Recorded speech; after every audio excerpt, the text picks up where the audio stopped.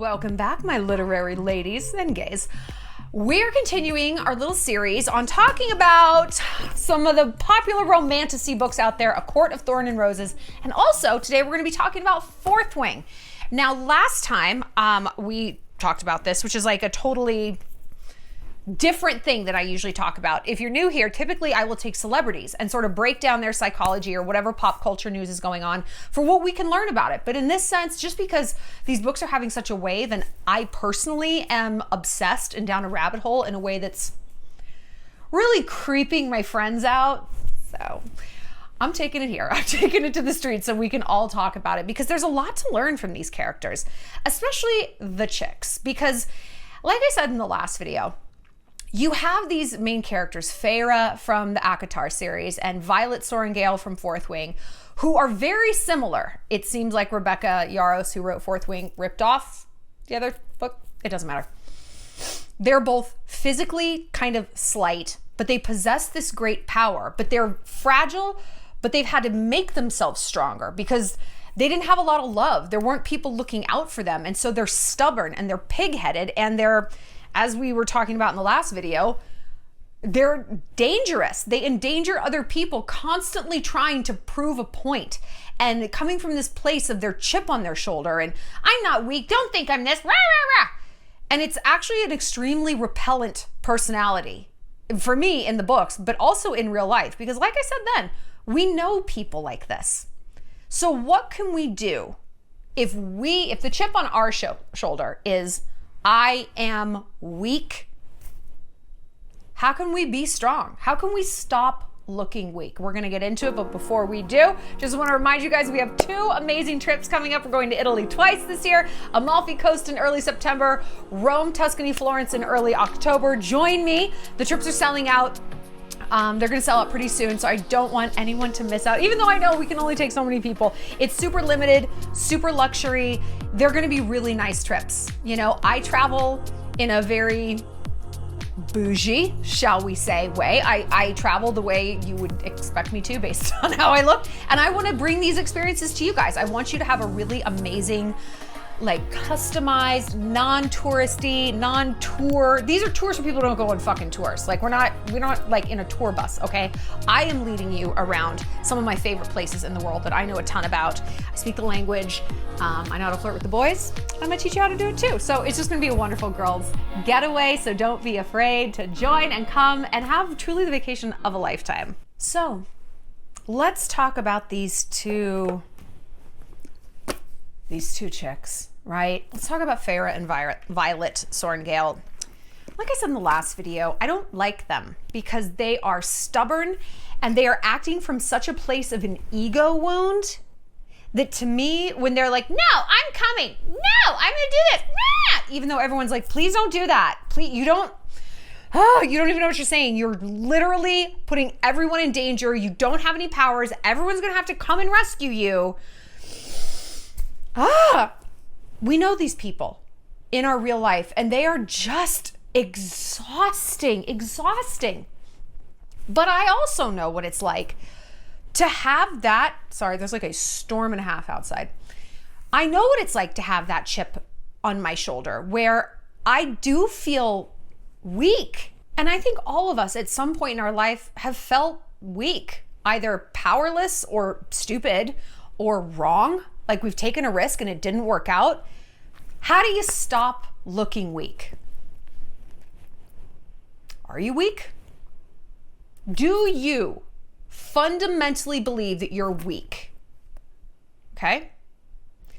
Have you ever even asked yourself that? Or have you just sort of taken the input that other people have given to you? And maybe the word isn't weak. Maybe it's something else. Maybe it's slutty. Maybe it's dumb. Maybe it's unworthy, unlovable, ugly, stupid, cringe. Like whatever this is, we're going to use weak for the purposes of this video because that's what Violet and Feyre think they are. Like that is their sort of like mortal wound that they're always trying to like exert. And don't we all love the idea of like getting mad enough to activate some magical power inside of you? Is that not what we're all trying to do? I'll tell you something. When I'm on my period, it feels like I can. Feels like I can. I've laid a million eggs and they're all hatching at once. It's a nightmare. But is that not what we all want? That we're just like, and like something incredible happens that makes us not only not weak, but special, anointed, one of a kind. Violet, Feyre, Harry Potter, even Bella. Fucking Twilight. Fuck Twilight. I'm not going to bring up Twilight anymore. I'm sorry. These three characters, that's what happened to them. Like, they kind of like freaked out and they became essentially a god. You know, there's like much deeper psychology of these characters that like they essentially kill death. They killed God by becoming a god. Whatever. We can talk about this in the comments. Go chat about it. But we all resonate with the idea of like, not only am I not weak, I am special. I am special. So I have to ask you, have you asked you, do you fundamentally believe that you are weak? And like I said, fill in the blank. Whatever word resonates more with you, we're going to go with weak. Do you believe that? Have you stopped to ask yourself this? If no, why not? Because you know what the definition of weakness is? That, I'm sorry, but it is. It's an unexamined life.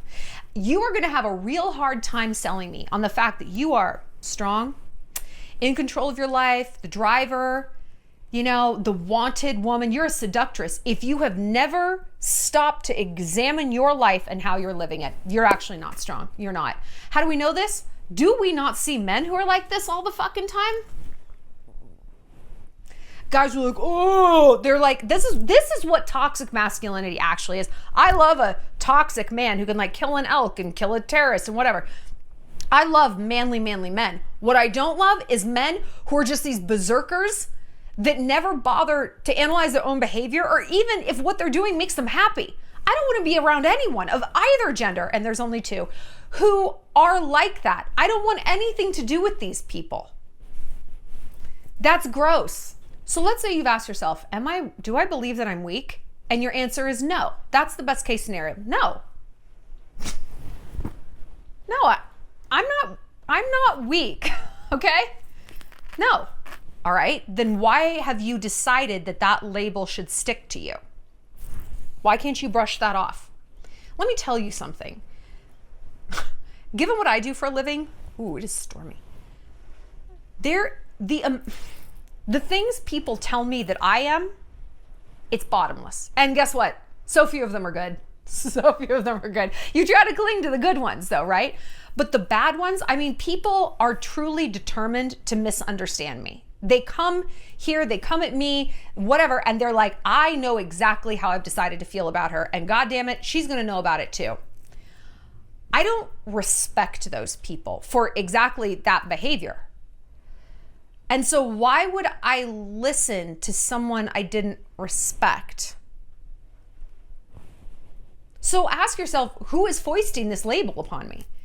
If it's people I don't respect, then why on earth would I listen? If it's somebody whose lives I wouldn't trade with, why on earth would I listen? But what if the answer is, I do respect them, they're my parents. They're the popular people at school. It's my boyfriend. It's my best friend of 15 years who's actually turned out to be a bit of a bitch. People, even if they have the best intentions for you, can still misunderstand you. Look at Tamlin. Look at Dane and Violet. I am also a bit of a Dane apologist. Am I a toxic person? I don't know. I'll unpack that with my therapist. They were misguided in the way they handled these women, but I do not believe that their intentions, and remember, I'm only through 2 books, so there could be more revealed. Just meet me where I'm at. I'm just going based on the data that I have, okay? I don't believe that they were like evil people. I think they just misunderstood these women, partly because I don't think these women communicated very well. And they just got it wrong. We apply labels to other people we know that are incorrect, don't align with that person's self-view, but we don't mean any harm by it. No, I don't. Really? Have you never given someone a compliment that didn't land? I did it like 2 days ago. One of my friends, she's lost a lot of weight, and wow, it is, sorry. Dang. Okay. Sorry. I'm one of these people who's like very into weather. Should I do videos on weather? What we can learn from weather? That's a stretch. You know, I'm out of topics. I'm like, what Hail can teach us about self-loathing. But my friend has lost a bunch of weight and I was like, oh my God, you're so skinny. And she's like, she physically like bristled. If she had had spikes, they would have all come out like a porcupine. And she's like, I'm strong. I was like, okay, sorry. Okay. I was coming at her with a compliment through my own filter. I want to be called skinny. I love it. I am compliment agnostic. Whatever compliments you want to give me, I will take them. I will not see any compliment as a bad thing. I love them all, okay? I'm like the Ellis Island of compliments. Come one, come all, your huddled masses of praise. She was not like that. And she was like pissed because in her view, I was diminishing her efforts. Skinny is unhealthy. Skinny is like ratty. She had worked for this. And I was like, okay, I'm fucking sorry. Like, I didn't mean really anything by it, you know? I certainly didn't mean it as some insult. And I absolutely was not trying to like box her in, but that's how she felt. And that's an example of you can be well-meaning and still just get it wrong. So sometimes that's what the people in our lives are doing. And a lot of times the urge or the rhetoric of like you're weak comes from an urge to protect, especially if it's from parents. Parents see, I won't say deficiencies in us, but kinda. They're looking at us through a completely different lens. And so they're seeing things that maybe we don't see. And they can also see 50 yards down the road because they've been this age and they've walked this path and they know. And so sometimes the advice they're giving you, it's just because they might honestly know better. Okay? It might not always be coming from someplace nefarious. So just try to take that with a grain of salt. Like, my mom has views on me, my friends have views on me, and I don't want to know. There's this famous saying, like, what people think about me is none of my business. At first I was like, I don't get that. I get it now. Like, I don't try to take in a bunch of opinions. I'm not asking people constantly, what do you think about this? Should I wear this? I need to be self-focused. I need to be a closed loop as much as possible. Still be, like we said in the last video, open enough to, take in feedback. Okay, well, I accept or deny that. But I don't constantly need people to tell me who I am. I need to know that. I need to figure that out for myself because there's a lot of things that people don't get about me. Like, I'm very domestic and I'm actually very, very soft and sweet in real life. And people don't assume that, And so they attach labels to me and assumptions. And it's like, okay. And that's hard not to take to heart. But it's easier when I know my own heart. When I know that's like, okay, that's not true. And that sucks. It sucks. People see me as whatever on the internet, or they have their opinions of me. It's like, of course, nobody wants to be misunderstood. And so much of what we do in life is just this constant mission to just be heard and be seen and be understood. And I'll tell you, the people who are on that mission the hardest are the ones who don't see themselves. No, I see myself. I just want everyone else to see you. Why though? And listen, if anybody gets it, I get it. Look what I do for a living. I put myself out there. I'm a douchebag on the internet. Like, I get wanting to be seen and understood for sure. But I also get that the person who really has to know me the best is me. No one else is going to talk me out of a spiral the way I can. No one else is going to come and rescue me and save me. I need to do this myself. So if you have, let's go back through this little chain of command. People think you're weak. Okay. Do you think that? No. Well, who's saying it? People I don't respect, fuck them. People I do respect,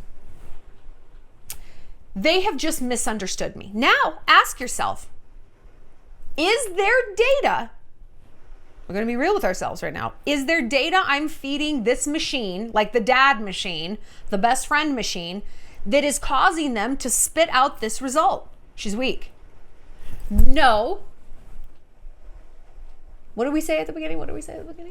The unexamined life. The unexamined life is not worth living. I mean, actually, it is, because people who don't examine their life, they're having a great time. They're just crushing it at happy hour at Chili's, like every Tuesday and Thursday. They're thriving, honestly. That's not us. Okay? If you don't want people to see you as a slut, I mean, do you act like one? I'm the party girl no one takes seriously. Are you? Again, we have to be real with ourselves. We have to be real with ourselves. If you don't want this label applied to you, are you doing things that contribute to that outcome? And listen, girl, maybe the answer is no. Maybe the answer is no, but you owe it to yourself to look and check. You owe it to yourself to look and check. There are things that people hate about me. Like if you've been watching me for a while, you probably know what I'm going to say. People in this town in Montana hate me. A lot of them hate me because I'm just like the face of what's wrong with the Montana. I'm an outsider. Like, all right. They've just been determined to misunderstand me. And the only thing I'm doing to feed their data machine that I'm a monster is I exist. And I look the way I look, and I have the job I have, and I have a nice house, and it's like, I'm actually not going to change any of those things. So you can get fucked. Sorry you're blaming the weird outcomes in your life on an influencer who doesn't interact with you at all. It's not like the government makes you watch my videos. God. So listen, the things you might be doing to contribute to this outcome is simply other people's own prejudices. Okay? Well, let's take it all the way back. Do you think you're weak? Yes. I don't need to go on a deep dive about the data that I'm feeding to the machine that makes people think that. I know why they think it. Because it's why I think it. I chronically quit things. I'm like a starter, but I don't ever finish anything. I disrespect my body. I disrespect my environment. I disrespect my health. Yeah, no, I get it. Okay, that's good. I mean, it sucks, but it's good that you can look this monster in the face. Like we say, a lot of people don't, man. They're just chilies. Let's take it back to the books. Violet did believe she was weak. That was her arc, proving to herself she didn't just belong in the scribes quadrant. She has what it takes to make it. And every victory and every fight, even though she had to like do her little magic to win the fights, she's like, but I did it. I used the weapons I had at my disposal to solve things. What does this boil down to? People with high self-esteem do esteemable things. They do esteemable things. Too often, people make the mistake of thinking that people who are confident, that life showers them with praise first. It's all external and then it like warms them. No, it's the opposite. They are doing things to generate that self-esteem. On my channel, we talk about this as the warm-blooded animal and the cold-blooded animal. The cold-blooded animal, like an actual lizard, needs its environment to keep it alive, right? We see this with people. They live for likes. They live for praise. They spiral. They create drama. They need the world to tell them how they feel about themselves. A warm-blooded person, like a warm-blooded animal, generates it from within. I don't need somebody to tell me I'm a good person. I know that I am. And I have the data to prove it. I take on new challenges, and when I hit a roadblock and I can't figure something out, I figure something the fuck out. I volunteer. I get out of my own head and I give back. I volunteer at the food bank every week. I help other people. I bring people together because my ego's not so fragile that I have to keep all these people apart because I think I'm going to get squeezed out. No, I won't. And you know what? That's true. It's actually never happened. I take care of myself. I take care of my body. I take care of my environment. I live up to my promises. I'm on time. I'm well groomed. These sound simple. They're not. Because again, there's a lot of people who don't do this. So it's so simple, but not everyone can do it. Even if it is simple, cool. Great. I'm doing something simple and look at the effect it's having on me internally. I feel good. And all I've done is something simple. I put the dishes in the dishwasher every time I use a dish. What a great return on investment. So if you want to build self-esteem and you want to wipe off the label of weak, slutty, stupid, not going anywhere, never going to amount to anything, You cannot wait for the environment, for the world to tell you that. You have to start doing the things that tell it to yourself. Cold-blooded animals, the cold-blooded people, they're lazy. They don't want to do that. There's a lot of lizards and frogs. They just sit their ass there and they're like, they're just on a hot, flat rock, and whatever happens to pass them by, that's what they eat. Warm-blooded animals, sharks, they never stop moving. Do you know a great white shark is warm-blooded? Isn't that crazy? That's why they can be in any ocean in the world. Fucking creepy. Ah! Lions, like, you know, there's a lot of movement.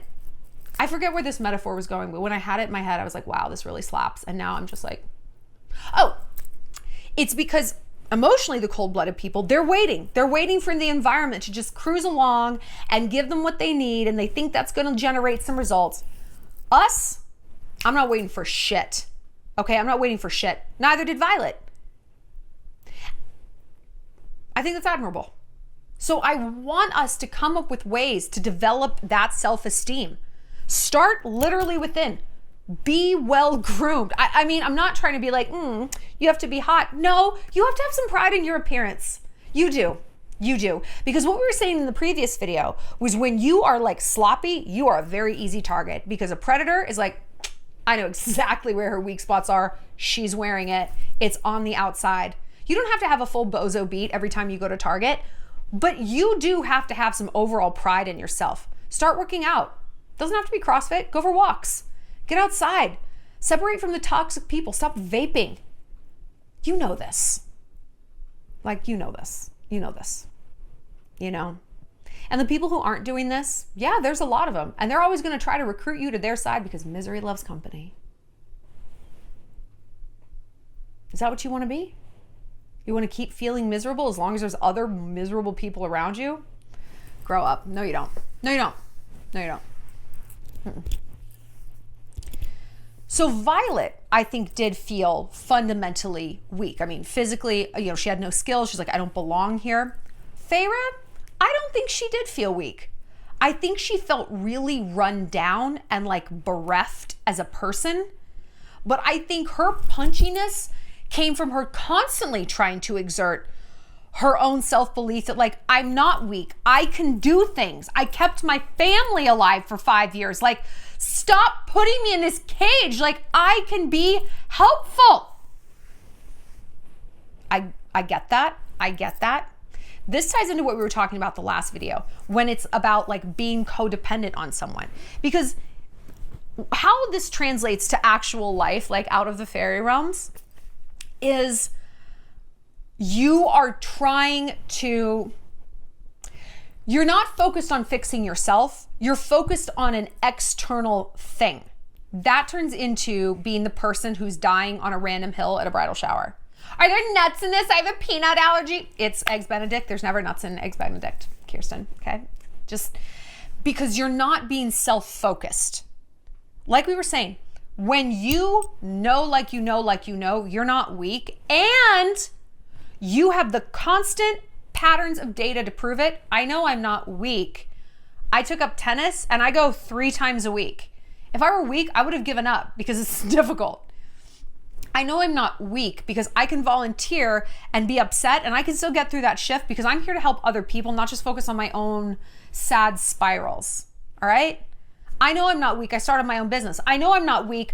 I took criticism with grace and poise. I know I'm not weak. You have a data bank.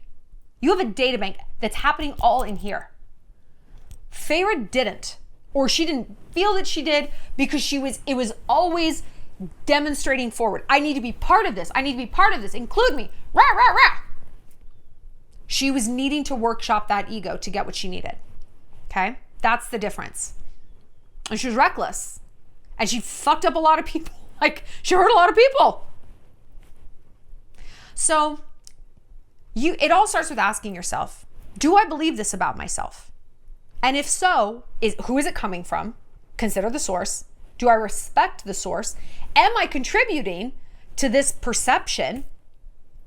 And if I don't believe in this, if I know that I am not, how can I continue to just brick by brick reframe that reputation? How can I dig myself out of this? If I was known as a slutty party girl, because, okay, that's what I was, can I go 10 parties sober? Going home at 9:30, who needs a ride? How can I beat back against this reputation data point by data point? And if you do fundamentally believe these things about yourself, also ask yourself, how is that perception serving you? Ooh, now we're getting down to it. People don't stay in an emotional place if they're not getting an emotional payout for it. I know. We look around at people who are like living so wrong, like so wrong, but it isn't wrong to them. It works for them. People would rather be right than happy, you know? And there's something about that rock bottom that feels comfortable to them. I know. But we all have our own sort of rock bottom. We all have the things we do over and over again that people are like, not this again. And yes, this again. Because it's familiar, it's comfortable, and we get some sort of emotional payout from it. Maybe it's a victim narrative. Maybe if we're the weakling, no one really asks us to do anything. And if we're not asked to do anything, we can't really fail at it. Maybe it gets you out of trouble. Maybe it gets you out of responsibility. Yeah, maybe it gets you out of having to really try and stretch and dare greatly. But you are getting something out of it. How can you take that reward stimulus away? How can you get really grossed out by it? Just keep looking at it. Like, wow, okay, I love it that my family thinks of me as the weakling loser, because that means I don't have to do anything with my life, which means I will never do anything with my life. That should strike some fear into your heart. Real mortality fear. Hold on to that. Turn that into rocket fuel to get the fuck out of that place. And just like people who know that they're not weak and they want to change that perception, you need to change the self-perception. You're not at the point yet where you need to give a fuck what other people are thinking. You need to change how you feel. And same, you need to build brick by brick this impenetrable fortress, this wall of self-esteem, so that when that voice comes in, you're weak, you can be like, excuse you, bitch. I'm not weak, okay? I open my mail and pay my bills the second they come in. Not a lot of people do that. Things that sound silly. I make my bed every day. I habit stack. I drink all the water I'm supposed to. That's not weakness. Anything you're doing that's habitual and positive is also fairly rare. There are plenty of people who don't do that. Sorry, my jaw hurts. There's a lot of people who don't do that. Always pat yourself on the back from that. And then step it up and up and up and up we go. Until the idea of like, you're weak, when you hear that, it's going to sound so foreign to you in your own head. You're going to be like, what? No, I'm not. And even more so when someone says it to you, you're going to be like, okay. And then you'll start looking at the people in your life and being like, what emotional payout are you getting from looking at me like that? Huh, cousin? What emotional payout was Dane getting from looking at Violet as weak? What was Tamlin getting from looking at Feyre as weak? They get to exert themselves as a man. They get to feel like men. You know what a hero needs to be a hero? A villain, a monster, a problem. Are you that role for other people? Once you are out of that loop, out of that narrative, you can see it so much clearer. And you can see the character maybe you're playing within this narrative, and you can opt out of it. You can opt out of this dynamic. If people only need you because you're like filling a role that they're casting for the weakling or the slut or, you know, the crazy person who's out of control so that they can feel better about themselves, once you see that, you will have absolutely no problem disconnecting. None. I know because I've done it. So let me know what you guys have to say about this. Do you think Violet and Feyre are weak? Do you think they think that they're weak? Do you think, what do you think about like Tamlin? Just tell me everything. Let's talk about more topics. I could talk about these books forever. I'm in the middle of, not the middle, but I've started whatever the one is after this, the pink one. swords and tail feathers. I don't know, but I'm in it. I'm in it. And let me know if you guys, have you guys pre-ordered the next Rebecca Yaros one? What is it? Onyx something? I am tired. I will go. Like I said, if you guys want to come to Italy with me, if you're just watching this channel, you're like, I like this chick, I think I'd be friends with her. You're honestly right. I've met a lot of my best friends, not just friends, best friends, girls who came on these trips. We visit each other. Like, it's not just you guys who are gonna bond, we're all gonna bond. So it's just such an amazing girl power time. And you know what? Yeah, this could be one of the things you do to boost your self-esteem and show yourself you're not weak. You went on a trip with a potato on the internet and 11 strangers. Who does that? Remember, anything you're doing that's healthy is also rare. But you're a rare bird. We're the top of the heap, baby. Alpha energy only. I will see you later, Shalligators, and I'll see you, my literary ladies, next time.